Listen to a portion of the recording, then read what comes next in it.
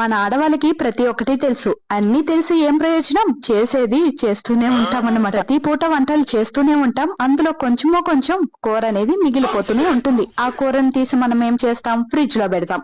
మనకి తెలుసు అది ఎలాగో 2-3 రోజుల తర్వాత తీసి బయట పోయాల్సిందే అని చెప్పేసి. అది అప్పుడే పోస్తే పని అయిపోతుందని మనకి తెలుసు. కానీ అప్పుడే పోసేసామనుకో ఏదో మనం డబ్బులు వేస్ట్ చేస్తున్నాం అనే ఫీలింగ్ ఉంటుందబ్బా. అందుకనేసే ఆ కూర ఫ్రెష్ గా ఉన్నప్పుడు కింద పోయకుండా దాన్ని తీసి ఫ్రిడ్జ్ లో పెట్టి మగ్గబెట్టి కుళ్ళబెట్టి గొబ్బు వాసన వచ్చిన తర్వాత తీసి పోస్తే అదొక సాటిస్ఫాక్షన్.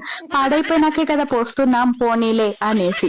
అదే ఫ్రెష్ గా ఉండేటప్పుడు పోస్తే అయ్యయ్యో పాడు చేసేస్తున్నామే అనే ఫీలింగ్. ఈ ఫీలింగ్ అంతా లేకుండా దిట్టంగా చేద్దాం అని ఒక రోజు దిట్టంగా చేస్తామన్నమాట. ఆ రోజు చూస్తేనేమో కూర మనకి కూడా ఉండదు, ఖాళీ అయిపోతుంది.